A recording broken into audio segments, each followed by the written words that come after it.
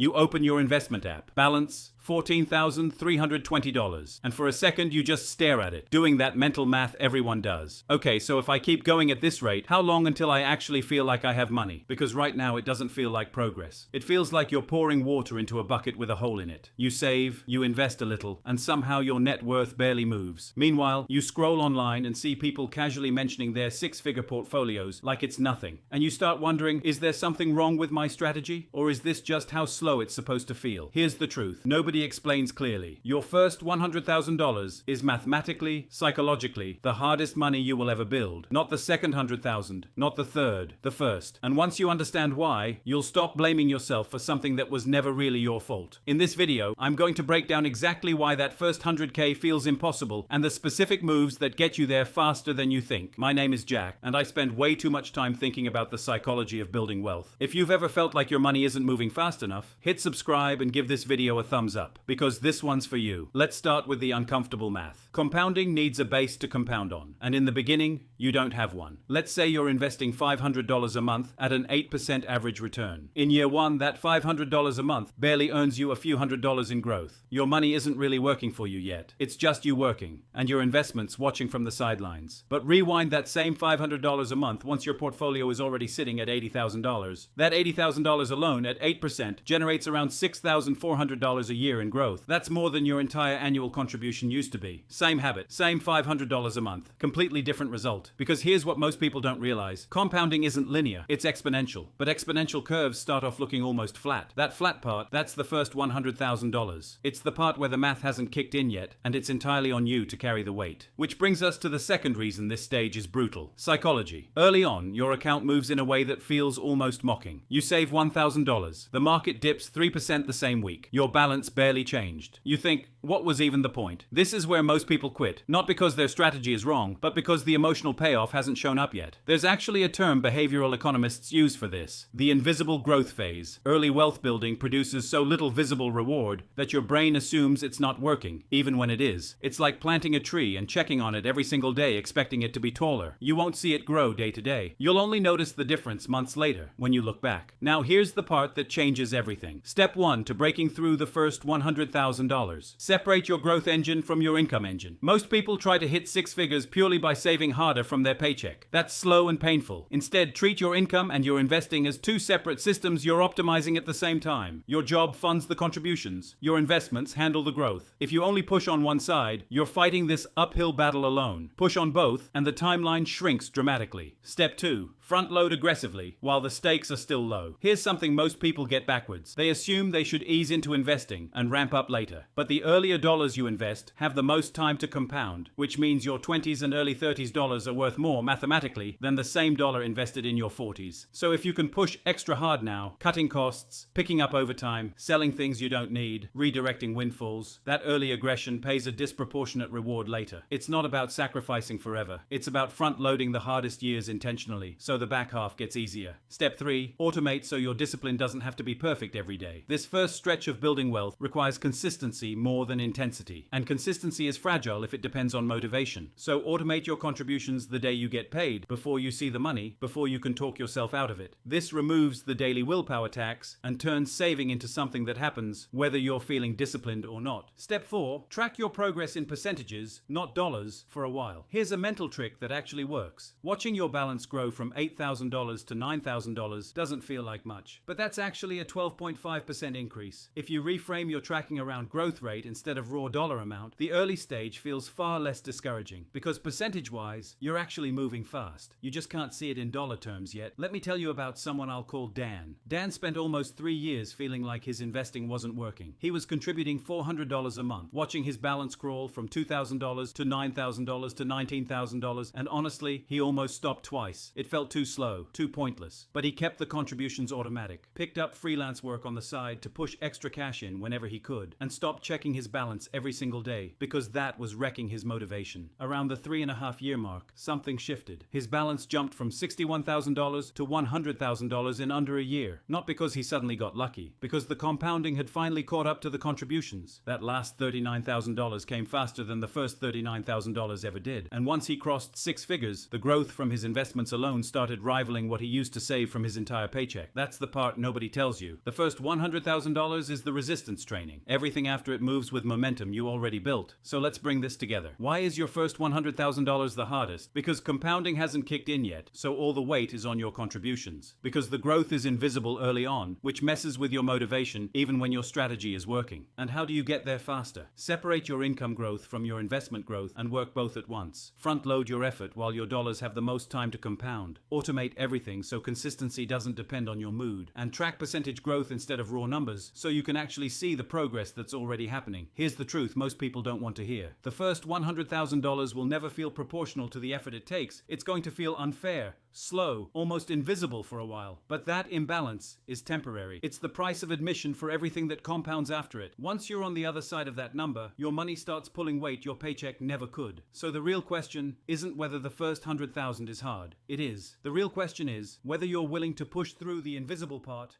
before the visible part arrives. Because it does arrive, every single time, for everyone who stays consistent long enough to see it. If this video helped you understand why this stage feels so slow, hit subscribe, because there's more where this came from. And I want to know, where are you right now on the way to your first 100K? Let me know in the comments. Because whatever that number is today, it's closer than it feels.